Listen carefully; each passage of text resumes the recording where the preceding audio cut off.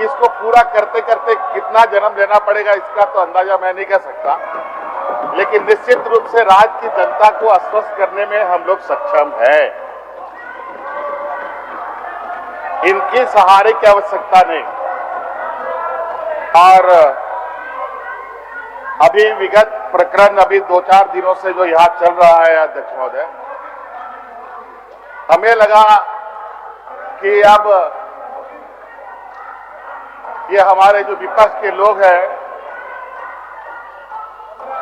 इनमें अब कुछ रस बचा नहीं है, सब खत्म हो गया, ऐसा मुझे गलतफहमी था। लेकिन कभी कभी ये अनेक तरीके के आड़ में छुप कर बैठे रहते हैं और अलग अलग सोर्स से अपने को जीवित रखते हैं। जैसे कुछ परजीवी लोग अपने आप को जिंदा रखने के लिए अलग अलग चारा और इनका इंतजाम करता है, उसी तरीके से आज छात्रों की आड़ में अपनी ताकत का इजहार कर रहे हैं। तो मुझे भी लग रहा है कि थोड़ा बहुत अब इनमें बचा हुआ है रस, वो भी अगले कुछ समय के बाद वो भी खत्म हो जाएगा। मैं सदन को आश्वस्त करता हूं।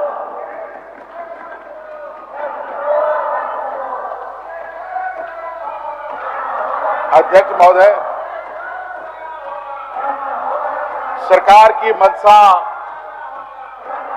जेपीएससी से जुड़े विषय डीडीपीएल के द्वारा लिया गया एग्जाम के संदर्भ में आप लोग छात्र के हित में बात रखे नहीं और बात कर रहे हैं तो सुन भी नहीं रहे। कम से कम सुनिए तो। सीआईडी, सीबीआई, सुनिए तो। तरह तरह की चीजों को लेकर सदन में बात आ गई है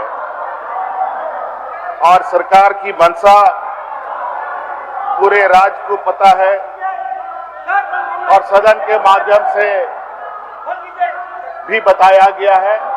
लेकिन हमारे विपक्ष इस राज्य के भविष्य, इस राज्य के आने वाली पीढ़ी को क्या सही और क्या गलत है उसको ना समझ पाए, इसके लिए निरंतर इनका माननीय सदस्य, अब इनको लगता है कि विगत 6-7 सालों में इनके पास रिपोर्ट बचा नहीं था, तो एक ऐसा दौड़ पर ये दौड़ चले हैं जहां फिर से इनको खाली हाथ ही हासिल होगा। अध्यक्ष महोदय, किन किन परीक्षाओं को हम रद्द करने जा रहे हैं, रद्द करने का निर्णय लेने की सरकार ने छात्रों को आश्वस्त किया है। किन किन परीक्षाओं को जांच करने का आश्वासन दिया है और ये सारी चीजें बड़ा ही मकरजाल की तरह बुना हुआ जो इन्हीं के द्वारा बुनाया गया है। अध्यक्ष महोदय, डीडीपीएल कंपनी कहां की है अध्यक्ष महोदय? यूपी की है, लखनऊ की है अध्यक्ष महोदय।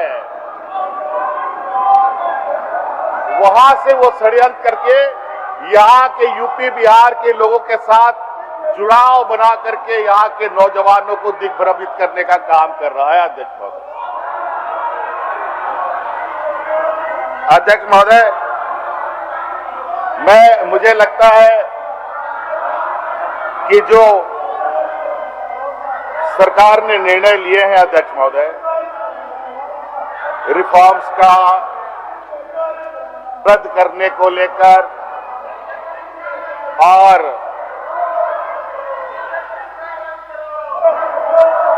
जांच को लेकर बिल्कुल सरकार की मंशा स्पष्ट है और सरकार निरंतर अपने कदम आगे बढ़ा भी रही है। हम आगे कामों को अंजाम तक ना पहुंचा पाए, इसके लिए इनका अपना जो विपक्षी ताकत है उसका दुरुपयोग करने में लगे हैं। लेकिन कोई चिंता नहीं, वो क्या कहावत है, वो हल्ला करते रहेंगे, हम अपना राह चलते रहेंगे। तो इसलिए अध्यक्ष महोदय, भैंस के सामने बीन बजाने से कोई फायदा नहीं, इसलिए हमें अपना काम करते जाना है अध्यक्ष महोदय। और कल जिस तरीके से सरकार और आंदोलनरत छात्रों के बीच में पूरा दिन भर का समय व्यतीत हुआ, आप लोग सदन में व्यवस्था कायम होने नहीं दीजिएगा, सदन की व्यवस्था को कायम करने नहीं दीजिएगा एकदम रहा। और प्रशासन का भी धैर्य का जो परिचय देश में दिया गया वो भी अभूतपूर्व है अध्यक्ष महोदय। जहां 12 महीना 144 लागू रहता हो, संवेदनशील स्थान माना जाता हो, चाहे लोकसभा हो, चाहे वो राज्यसभा हो, चाहे वो विधानसभा हो, चाहे वो विधान परिषद हो, उसके एक सीमित दायरे तक कोई नहीं आ सकता। लेकिन ये हमारे जो विपक्ष के लोग जो गेरुआ वस्त्र पहन करके ढोंग रख करके दुनिया को दिग्भ्रमित कर रहे हैं, अब छात्रों का भी चोला पहन करके झारखंड के छात्रों को गुमराह करने में लगे। लेकिन कोई बात नहीं, वो भी परत दर परत हम हटा के रहेंगे, ये हमारा संकल्प। और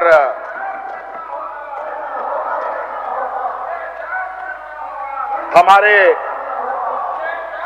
अध्यक्ष महोदय, हमारे साथ वो व्यवस्था नहीं है जिस व्यवस्था के बदौलत ये आज आसमान में उड़ रहे हैं, चाहे अलग अलग संवैधानिक संस्थाओं के माध्यम से, चाहे सीपी बाबू का पैसा तो ले लो, गोदी मीडिया के माध्यम से, चाहे अलग अलग चीजों के संस्थानों के दुरुपयोग पैसा तो भेजा है डेनमार्क से। महोदय, मैं प्रस्ताव करता हूँ, पैसा तो ले लो। सिंह जी ने जो पैसा अध्यक्ष महोदय के अंदर दिखलाया है, ये संसदीय मान्यता के खिलाफ है। ये अध्यक्ष महोदय, ये सदन की गरिमा को किस तरीके से तार तार करते हैं, चलिए अध्यक्ष महोदय, और ये लोकतंत्र बचाने की बात करते हैं।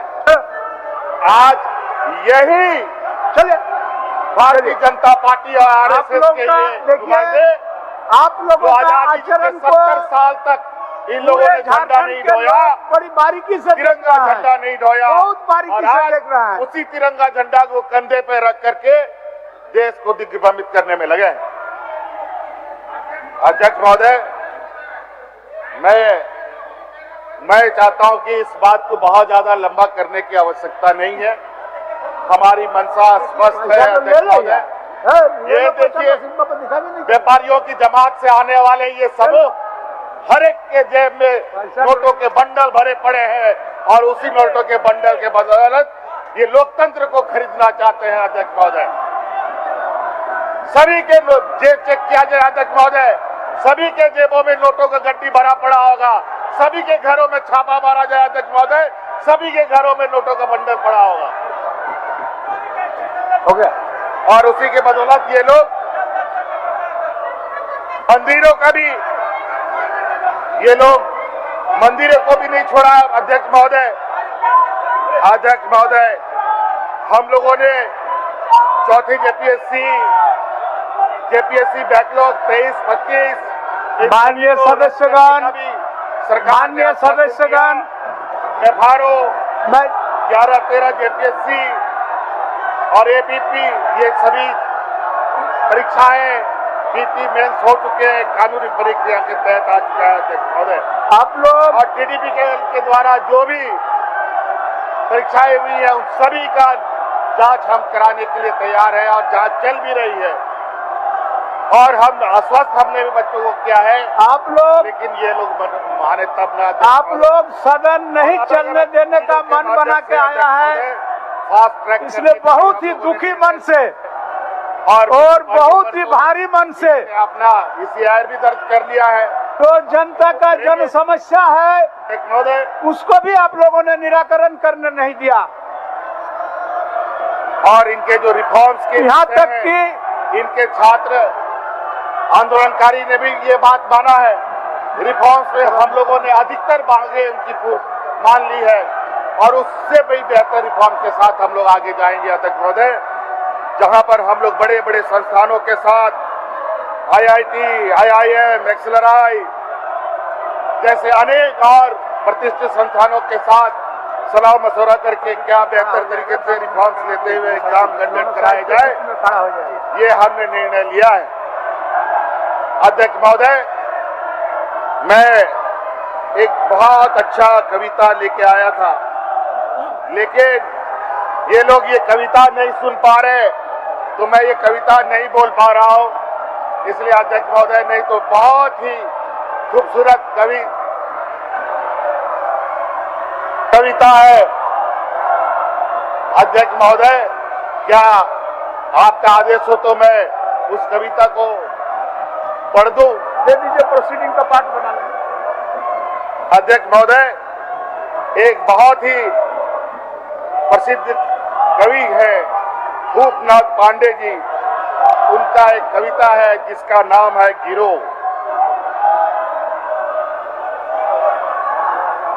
गिरो गिरो की अभी और गिरने की संभावनाएं भरपूर है। इतना गिरो कि गुरुत्वाकर्षण बल भी शर्म के मारे गिर पड़े। अभी तो गिरने की शुरुआत है। गिरने के अपने सामर्थ्य पर भरोसा गिरने मत दो। सारा विश्व तुम्हारा गिरना देख रहा है और खुद ना गिर पाने पर अफसोस कर रहा है। गिरो, पर अकेले मत गिरो। रुपया के साथ गिरो, चरित्र के साथ गिरो, गर्व के साथ गिरो कि एक तुम ही हो जिसमें गिरने की इतना साहस है। बेशर्मी के साथ गिरो, बेदर्दी के साथ गिरो कि दुनिया तुमसे गिरना सीख रही है। किसी एक ही मामले में तुम सही, तुम्हें विश्वगुरु होने से कोई नहीं रोक सकता। आने वाली पीढ़ियां तुम्हारी गिरने में अपने गिरने की संभावनाएं तलाशेंगी। वे तुमसे भी ज्यादा गिरने का पराक्रम करेंगी। उनकी पराक्रम पर यकीन करते हुए जरा और जोर से गिरो, थोड़ा शोर से गिरो, चारों ओर से गिरो, निपट भोर से गिरो और गिरते रहो। यही सच है अध्यक्ष महोदय। हमारे विपक्ष